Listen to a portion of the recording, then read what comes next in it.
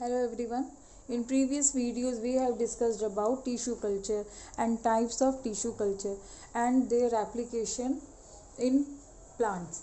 Now we will see कि methods of gene transfer in plants कि कैसे plants में डिज़ायरेबल करेक्टर डेवलप कराने के लिए जीन और डीएनए को ट्रांसफ़र करते हैं. तो ये टू टाइप से हो सकता है, या तो वेक्टर की हेल्प से होगा या फिर विदाउट वेक्टर. तो first is vector mediated gene transfer.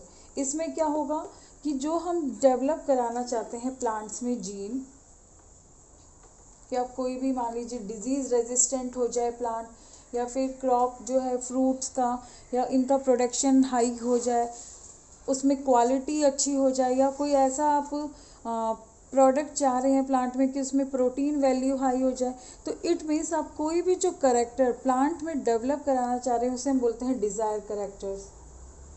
और डिज़ायर करेक्टर कैसे डेवलप होंगे? जब उनमें वो जीन प्रेजेंट होगा. और जीन किस में प्रेजेंट होते हैं? डीएनए में. इट मीन्स कि हमें प्लांट के अंदर वो डीएनए इंसर्ट कराना है. तो हम प्लांट में ऐसे तो है नहीं कि डीएनए ले गए और डायरेक्ट लीफ में ट्रांसफ़र करा दिया, ऐसा नहीं होता है. तो उसके लिए क्या किया है कि वेक्टर की हेल्प ली है. और वेक्टर जो है वो क्या हो सकता है? देखिए वेक्टर यहाँ पर एक एग्जांपल है कि एग्रोबैक्टीरियम ट्यूमेफेसियन. ये एक बैक्टीरिया है, ये बैक्टीरियम है एग्रोबैक्टीरियम ट्यूमेफेसियन.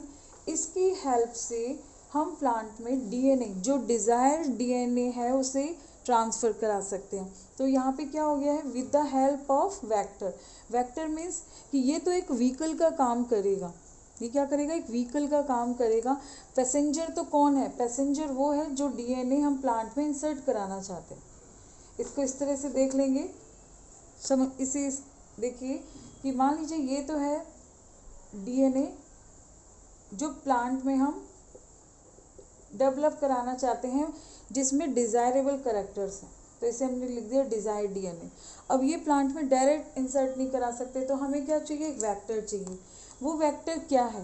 देखिए बैक्टीरिया जो होता है, बैक्टीरियम में आपको पता है कि एक तो होता है मेन डीएनए, ठीक है, वन मेन डीएनए होता है, और उसके साथ ही होता है एक प्लाज्मिड एक्स्ट्रा क्रोमोसोम, हम इसे बोलते हैं. सर्कुलर होता है, डबल स्ट्रैंडेड होता है. सर्कुलर है, डबल स्ट्रैंडेड है, और ये एक्स्ट्रा होता है. तो इसका यूज़ करके हम क्या करेंगे कि प्लांट में इस डिज़ायर्ड डीएनए को इंसर्ट कराएंगे. तो ये एग्रोबैक्टीरियम ट्यूमेफेसियन एक बैक्टीरियम है. इसमें ये क्या है? इसे बोलते हैं प्लाज्मिड. एक्स्ट्रा क्रोमोसोम को या उसे क्या बोलेंगे? प्लाज्मिड. और ये है मेन डीएनए. इसमें यूज़ करते हैं इस प्लाज्मिड का. किसका यूज़ करेंगे? प्लाज्मिड का. एग्रोबैक्टीरियम ट्यूमेफेसियन एक ऐसा बैक्टीरियम है कि इसका ये जो प्लाज्मिड है, ये प्लांट के डीएनए के साथ में जॉइन हो जाता है. प्लांट के डीएनए के साथ में नेचुरली क्या हो जाएगा? जॉइन हो जाएगा. सपोज ये कोई प्लांट है, ये सॉइल में उग रहा है, इस तरह से ग्रो कर रहा है, और इसके सेल में क्या एंटर हो गया? ये बैक्टीरियम एंटर हो गया. और ये बैक्टीरियम का ये जो प्लाज्मिड है, ये किसके साथ अटैच हो गया? इस प्लांट के डीएनए के साथ में. ये प्लांट का मान लीजिए डीएनए है, और इसमें ये अटैच हो गया प्लाज्मिड इस तरह से. अब इस प्लांट में जब ये डीएनए अटैच हो जाता है, ये प्लांट डीएनए में क्या अटैच हो गया? ये प्लाज्मिड. ये अटैच हो गया तो प्लांट में क्या देखा कि इसकी जो रूट्स होती है उसमें ट्यूमर बनने लग गई. रूट्स में क्या हो गई? ट्यूमर बनने लग गई. तो ट्यूमर बनने लग गई, इसलिए इस बैक्टीरिया का क्या नेम है? ट्यूमेफेसियंस. क्योंकि ये क्या कॉजिंग कर रहा है? ट्यूमर कर रहा है. तो साइंटिस्ट जो थे, जो प्लांट साइंटिस्ट थे, उन्होंने देखा कि एग्रोबैक्टीरियम क्या कर रहा है? नेचुरली इस प्लांट के डीएनए के साथ में अटैच हो जाता है. क्यों? क्योंकि जब उन्होंने ये ट्यूमर लाइक स्ट्रक्चर रूट में देखी, तो उन्होंने जब इसका डायसेक्शन किया और सेल में देखा कि प्लांट के डीएनए के साथ में कुछ और भी डीएनए है, और वो डीएनए किसका था? इस बैक्टीरियम का. तो ये क्या हुआ? यहाँ पर ये डीएनए है, ये अपने आप जुड़ा है नेचुरली. तो प्लांट साइंटिस्ट ने सोचा अगर इस करेक्टर को, इसकी जो डिजीज़ कर रहा है, ये ट्यूमर वाले पार्ट को अगर रिमूव कर दे, ट्यूमर वाले पार्ट को रिमूव कर दें और इसकी जगह पर अगर हम कोई करेक्टर और इंसर्ट कर दें जो हम किसी भी प्लांट में डेवलप कराना चाहते हैं, तो ये वाला डीएनए नेचुरली अपने आप इसके साथ जुड़ जाएगा प्लांट में और वो वाले करेक्टर अपीयर होने लग जाएंगे। अभी क्या हो रहा था, agrobacterium enters in plant cell and joints it plasmid with plant DNA and plant start developing tumour in roots. तो यहाँ पर तो डिजीज़ कॉजिंग है, यानी 20वीं सेंचुरी से पहले तो ये डिजीज़ कॉजिंग ही बैक्टीरिया था, लेकिन अभी 30 ईयर्स से इस बैक्टीरियम को एज ए वेक्टर यूज़ कर रहे हैं कि इसकी जो डिजीज़ कॉजिंग पार्ट है उसको तो साइंटिस्ट रिमूव कर देते हैं और उसमें कोई भी हम जो डिज़ायरेबल करेक्टर है वो उसको साथ ज्वाइन कर दिए और वो ज्वाइन करके किसी भी प्लांट में ट्रांसफ़र करा देते हैं। तो इस प्रॉपर्टी की वजह से नेचुरल जेनेटिक इंजीनियर भी कहते हैं, नेचुरली ये कनेक्ट हो रहा है। इसमें प्लांट्स को क्या है, साइंटिस्ट को कोई और आर्टिफिशियली मेथड या केमिकली मेथड की ज़रूरत नहीं है। एग्रोबैक्टीरियम को सॉइल में मिक्स किया और वो सॉइल में जाके क्या करेगा, इस प्लांट के डीएनए के साथ में जॉइन हो रहा है। इसको और समझ लेते हैं, देखिए इस तरह से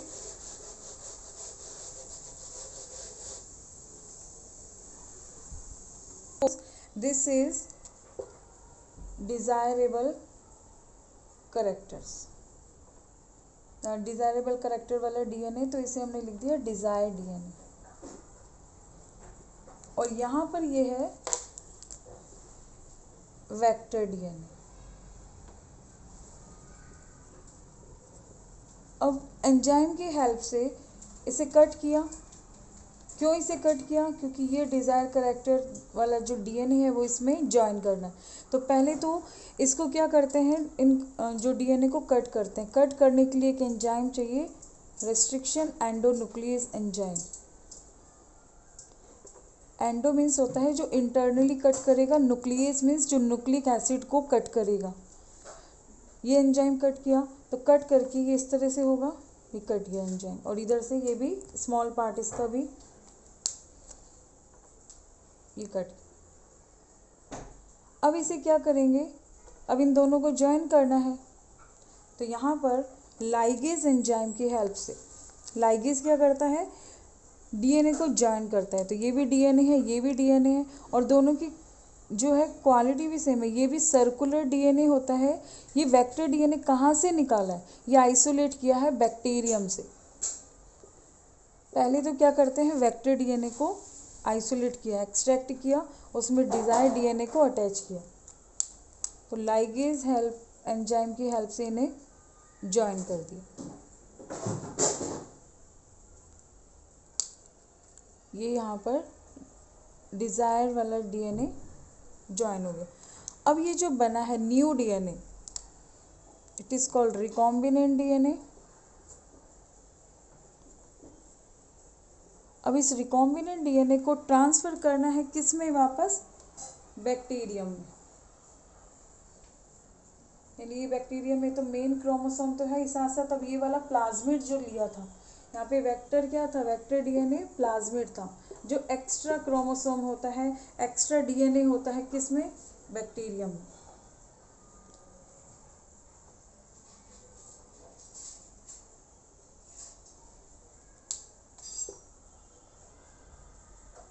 अब ये जो डीएनए है, ये वाला डीएनए बैक्टीरियम में वापस से एंटर कराया, ये क्या है, प्लाज्मिड। अब इस बैक्टीरियम को किस में रख दिया, सॉइल में। जिस प्लांट में हम एक करेक्टर डेवलप कराना चाहते हैं, तो ये बैक्टीरियम जब सॉइल में जाएगा, सॉइल से प्लांट के अंदर ये एंटर होगा, उसे इन्फेक्ट कर रहा है, इट मीन्स उसके अंदर एंटर हो रहा है और प्लांट सेल के अंदर ये ज्वाइन हो जाएगा। तो प्लांट सेल के अंदर ज्वाइन होके ये वाले करेक्टर भी, यानी ये पूरा डीएनए किसके साथ ज्वाइन हो जाएगा, उस प्लांट सेल के डीएनए के साथ में। अब यहाँ पर इसको एक्सप्लेन करने का देखिए मीनिंग क्या है। ये वेक्टर डीएनए कौन सा था, ये वेक्टर डीएनए एग्रोबैक्टीरियम से आइसोलेट किया, एग्रोबैक्टीरियम ट्यूमेफेसियम, जो क्या कर रहा था, जो प्लांट्स में रूट को इन्फेक्ट कर रहा था, उसमें ट्यूमर कर रहा था। तो यहाँ पर क्या किया साइंटिस्ट ने, इसका जो ट्यूमर वाला जो पार्ट था, जो ट्यूमर कोजिंग पार्ट था, उसको तो कर दिया रिमूव, और उसके अंदर डिज़ायरेबल करेक्टर्स यहाँ पर वाला डीएनए ज्वाइन करा दिया, और इसे वापस से इसे एंटर करा दिया बैक्टीरियम में। अब यहाँ पर देखिए, इसका मीनिंग ये नहीं कि भाई हम बैक्टीरियम में ये क्वालिटी डेवलप करने के लिए कर रहे हैं, नहीं, ये हमारा वैसा वेक्टर बन गया है। ये वेक्टर जाएगा प्लांट सेल में, और प्लांट सेल में इस डीएनए को ट्रांसफ़र कर देगा प्लांट सेल के साथ में। ये तो था वो प्लाज्मिड, और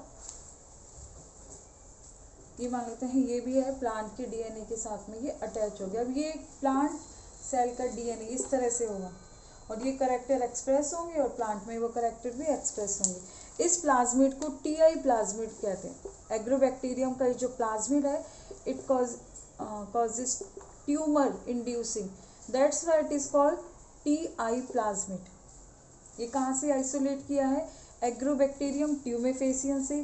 ट्यूमेफेसियन मीन्स ट्यूमर करता है ये प्लांट की रूट्स में, लेकिन ये ट्यूमर कर रहा है उस पार्ट को तो हम इग्नोर करते हुए इसके अच्छे पार्ट को क्या देखेंगे कि ये नेचुरली प्लांट के सेल के साथ ज्वाइन हो जाता है। That is called natural genetic engineer, क्योंकि यही वाली जो टेक्निक है ये प्लांट एनिमल सेल में, लैब में ये टेक्निक होती है, लेकिन यहाँ पर नेचुरली ये एग्रोबैक्टीरियम अटैच हो जाता है प्लांट से। और एक और बात, टीआई प्लाज्मिड क्यों कहते हैं? क्योंकि ये ट्यूमर इंड्यूस कर रहा था ये प्लाज्मिड, इसलिए से क्या कहते हैं? टीआई प्लाज्मिड, या क्या कहते हैं? T-DNA, tumour DNA. ठीक है स्टूडेंट, तो यहाँ पे वेक्टर क्या था? वेक्टर था यहाँ पे एग्रोबैक्टीरियम। उसका मोटिव क्या था? जीन ट्रांसफ़र करना। कहाँ से लिए वो जीन? हमने एक प्लांट में अच्छे करेक्टर्स हैं, उसका डीएनए आइसोलेट करके वेक्टर में इंसर्ट करा के किसी अदर प्लांट में इंसर्ट कराने के लिए यहाँ पे हो गया जीन ट्रांसफ़र। क्लियर है ये जीन ट्रांसफ़र? तो यहाँ पर जीन ट्रांसफ़र हो गया किसके थ्रू? Vector mediated. फर्स्ट हमने अभी पढ़ लिया एग्रोबैक्टीरियम के थ्रू जीन ट्रांसफ़र। इस तरह से ये टेक्निक वायरस के थ्रू भी करा सकते हैं। वायरस क्या है? यहाँ पे virus as a vector work करता है। जैसे हमने यहाँ पे बैक्टीरिया से plasmid as a vector use किया, और दूसरा एक मेथड होता है वायरस के थ्रू। वायरस ऐसे कौन कौन से? देखिए, रेट्रोवायरस, जेमिनी वायरस, जो एज ए वेक्टर यूज़ करते हैं और जीन ट्रांसफ़र करते हैं प्लांट्स में।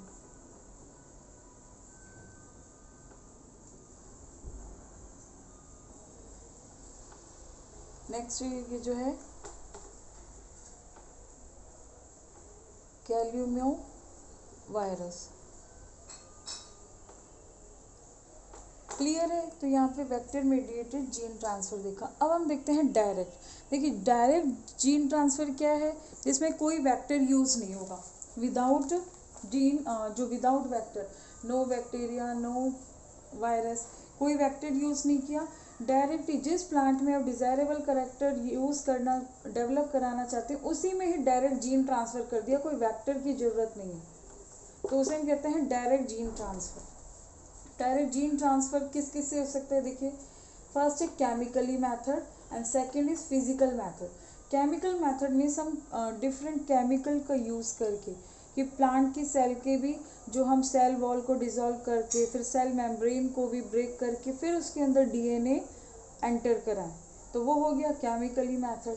फिजिकल मैथड के लिए ऐसी कुछ इक्विपमेंट होते हैं लैब में, जिनके थ्रू भी हम डीएनए डायरेक्ट एंटर करा सकते हैं। वो क्या क्या है? जैसे जीन गन होती है, इलेक्ट्रोपोरेशन है, माइक्रो इंजेक्शन है। तो इसके बारे में पढ़ लेते हैं ब्रीफ में। तो फर्स्ट हम देखते हैं direct gene transfer through chemical method.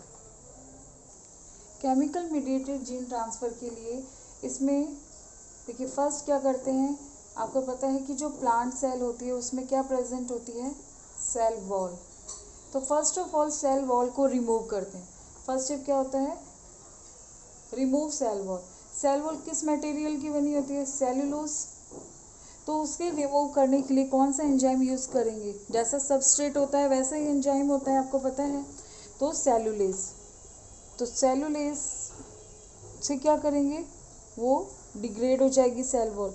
अब जो सेल वॉल हो प्लांट सेल होगी, अब वो कैसी हो जाएगी? A plant cell is without cell wall. Now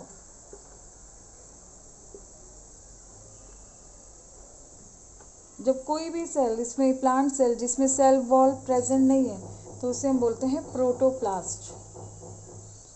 क्या कहेंगे उसे? प्रोटोप्लास्ट। अब उस प्रोटोप्लास्ट में, ये प्रोटोप्लास्ट है, किसका है? ये प्लांट का। अब इसमें आपको डिज़ायरेबल कैरेक्टर्स डेवलप कराने हैं, तो एंटर कराने के लिए वो जो डायरेक्ट ही प्लाज्मिड ले लिया, ये प्लाज्मिड है जिसमें डिज़ायरेबल कैरेक्टर्स हैं, इस तरह से। अब इनका फ्यूज़न होना है। देखिए फर्स्ट केमिकल और एंजाइम क्या यूज़ किया है? सेलुलेज। अब सेकंड क्या करेंगे इनके फ्यूज़न के लिए? यहाँ पे अब एंजाइम यूज़ नहीं कर रहे हैं, अब इन दोनों को ज्वाइन कराने के लिए पॉलीइथाइलिन ग्लाइकोल,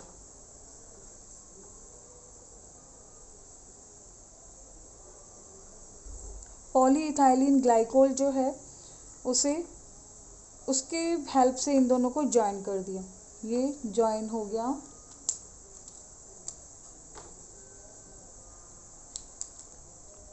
अब ये कि न्यू यानी कि रिकॉम्बिनेटिव प्रोटोप्लास्ट बन गया, जो प्लांट की सेल के साथ में क्या है? ये है प्रोटोप्लास्ट, न्यू प्रोटोप्लास्ट। इस प्रोटोप्लास्ट का अगर कल्चर करा दें, कल्चर मीडियम में से ट्रांसफ़र किया, कल्चर मीडियम में ट्रांसफ़र करने पर फिर कैलस फॉर्मेशन होगा, देन हार्मोन इंड्यूस कराएंगे auxin and cytokinin, and then complete plant बनेगा। तो यहाँ पर ये केमिकल के थ्रू जीन ट्रांसफ़र हुआ है। इससे पहले हमने एक वेक्टर मीडिएटेड जो जीन ट्रांसफ़र था उसमें एक बात स्किप हो गई थी कि जब प्लांट सेल में उसे एंटर कराते हैं, यानी वो जो बैक्टीरिया है उसे इन्फेक्ट कब कराएंगे? जो बैक्टीरिया जो बन गया था जिसमें रिकॉम्बिनेंट डीएनए था, न्यू डीएनए, इस तरह से उसे प्लांट में कब एंटर कराएंगे? मैंने बोला था सॉइल में। देखिए सॉइल में तो करा ही सकते हैं, साथ साथ इसे कैलस में भी डायरेक्ट। कैलस जब क्या होता है कि प्लांट के कैलस को भी अगर उस बैक्टीरिया से इन्फेक्ट करा देते तो क्या होता? वो कंप्लीट प्लांट हो जाता है। क्योंकि हम ये टिश्यू कल्चर पढ़ रहे हैं, तो टिश्यू कल्चर में प्लांट कैसे डेवलप होता है? कैलस के थ्रू यहाँ पर डेवलप करा रहे हैं, तो वो उस बैक्टीरियम को जिसके अंदर डिज़ायरेबल डीएनए है उसे कैलस को इन्फेक्ट करा के कंप्लीट प्लांट बना सकते हैं। या कोई और जैसे उसकी सेल में करा दिया इनफैक्ट, एम्ब्रियो कल्चर में करा दिया, यानी किसी भी स्टेज में किसी भी कल्चर में अगर उस बैक्टीरिया को डाल देंगे तो वो कैरेक्टर किस में चले जाएंगे? उस प्लांट एक्स प्लांट में चले जाएंगे। क्लियर है? तो यहाँ पर अभी तो हमने पढ़ा chemically method and vector mediated gene transfer. Now we will be discussing direct gene transfer यानी फिजिकल मेथड से। फिजिकल मेथड कौन कौन से हैं? जैसे जीन गन है, माइक्रो इंजेक्शन है, इलेक्ट्रोपोरेशन है। तो फर्स्ट हम देखते हैं जीन गन। इसमें नेम से ही पता लग रहा है कि इसमें एक गन लाइक कोई जो इक्विपमेंट होता होगा जिसमें हम वो जीन यूज़ करते हैं, और जीन को किस में ट्रांसफ़र कराएंगे? प्लांट सेल में। जैसे ये इसे इस तरह समझ लेते हैं, सपोज़ ये कोई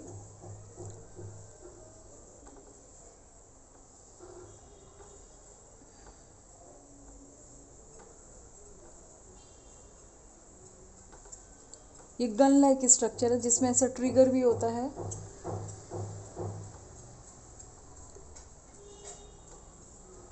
और यहाँ पर एक ये स्लाइड, उस स्लाइड में है ये वो प्लांट सेल जिसमें gene of interest, gene of interest means वो डिज़ायरेबल जो जीन है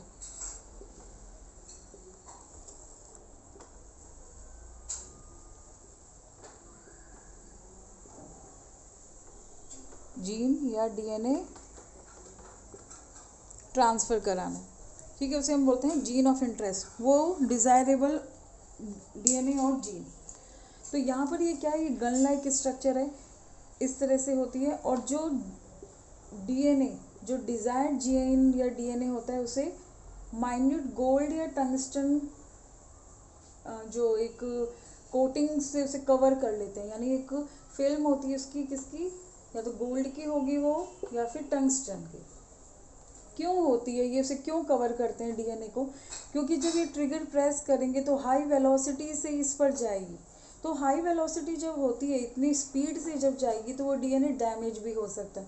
तो वो डीएनए डैमेज नहीं हो, तो उसको प्रोटेक्ट करने के लिए गोल्ड या टंगस्टन जो है उसकी कोटिंग कर देते हैं उस डीएनए पर, ठीक है, उसको रैप करते हैं। यहाँ पे वो डीएनए है, और जैसे ही इस ट्रिगर को प्रेस करेंगे वो डीएनए कहाँ जाएगा, डायरेक्ट उस प्लांट सेल में।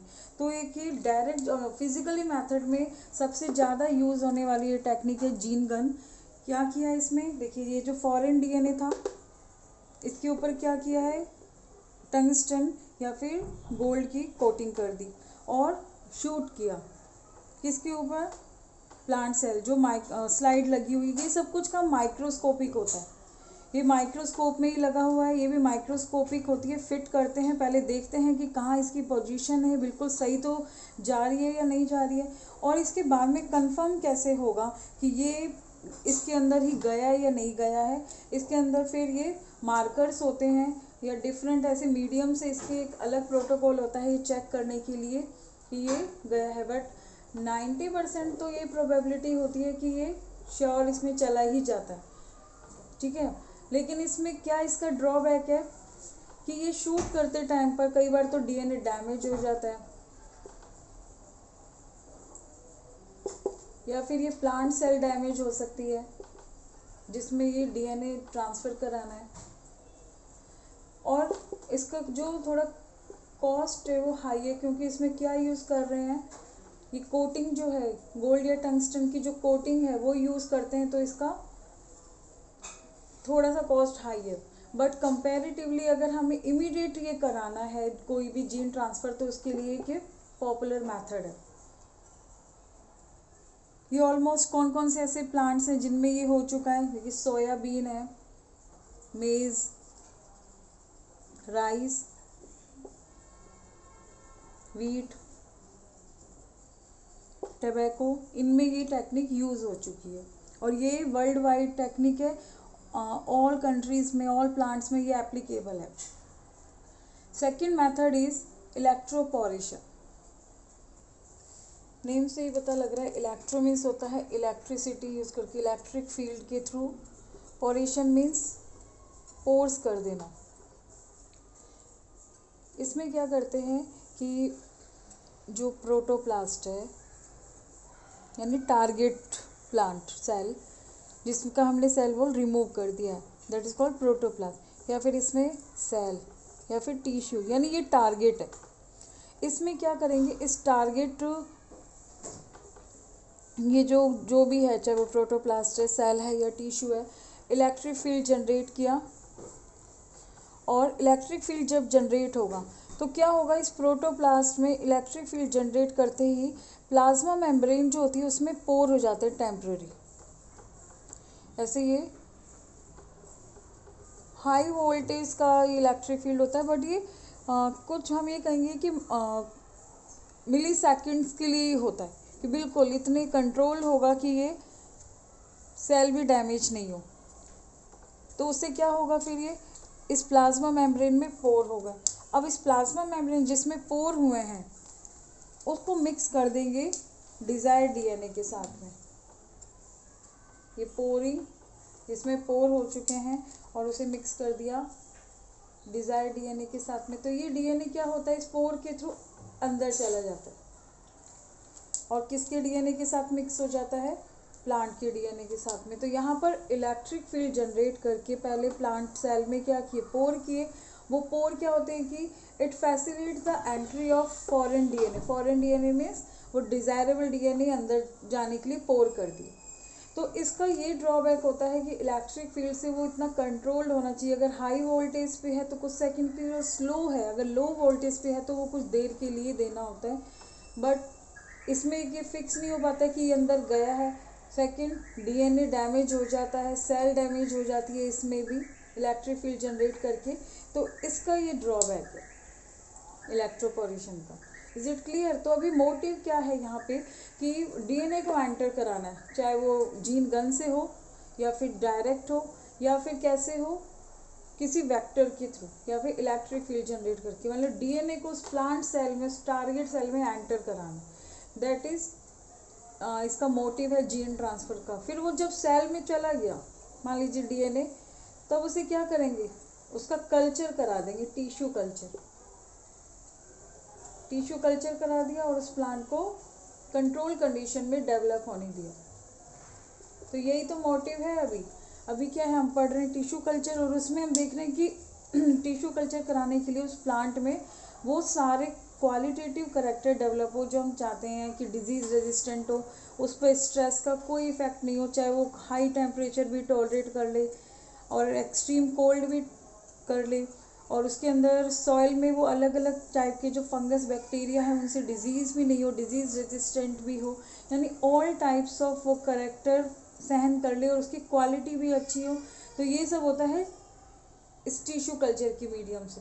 जब वो इस तरह के जो प्लांट होते हैं जिनमें वो जीन ट्रांसफ़र से बने हैं, उन्हें बोलते हैं ट्रांसजेनिक प्लांट, क्योंकि इनमें क्या हुआ, जीन ट्रांसफ़र करके बने, उन्हें क्या कहते हैं, ट्रांसजेनिक प्लांट या फिर GM plants. GM means genetically modified कर दिया, क्योंकि उनके जीन में हमने डिज़ायरेबल डीएनए को बाइंड कर दिया। Genetically modified plants. यहाँ पर अभी फिजिकल मेथड में थर्ड एक मेथड है माइक्रो इंजेक्शन। माइक्रो इंजेक्शन क्या होता है कि एक माइक्रो डायमीटर की सिरिंज होती है, जो नीडल होती है,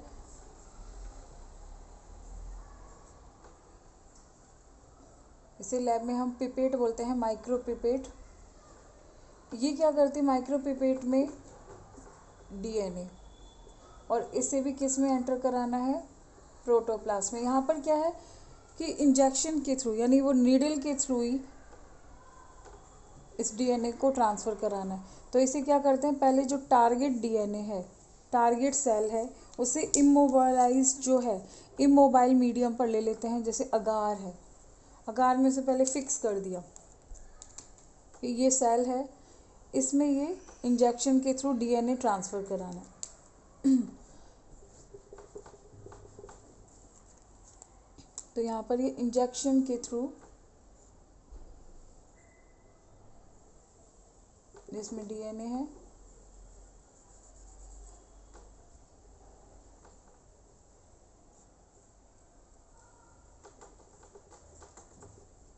डिज़ायर डीएनए और जीन ऑफ इंटरेस्ट एंटर कराते हैं। यहाँ पे भी क्या यूज़ किया है, प्रोटोप्लास्ट। तो क्लियर है, माइक्रो इंजेक्शन भी क्या है, वो डिज़ायर डीएनए को डायरेक्ट इंसर्ट कराया। यहाँ पर ये जो है जिसमें टारगेट सेल रखी है उसे मूवेबल नहीं होनी चाहिए, क्योंकि अगर हिल गया तो उसका जो फिक्स नहीं हो पाएगा कि कहाँ पर गया, डीएनए एंटर भी हुआ है या नहीं हुआ। ये कितने डायमीटर की होती है, देखिए 0.5, इतने माइक्रो, जो हम कहेंगे कि माइक्रोमीटर डायमीटर की ये निडल होती है, ग्लास निडल होती है, इसे हम पिपेट कहते हैं, और इसके थ्रू भी ये जीन ट्रांसफ़र होते हैं।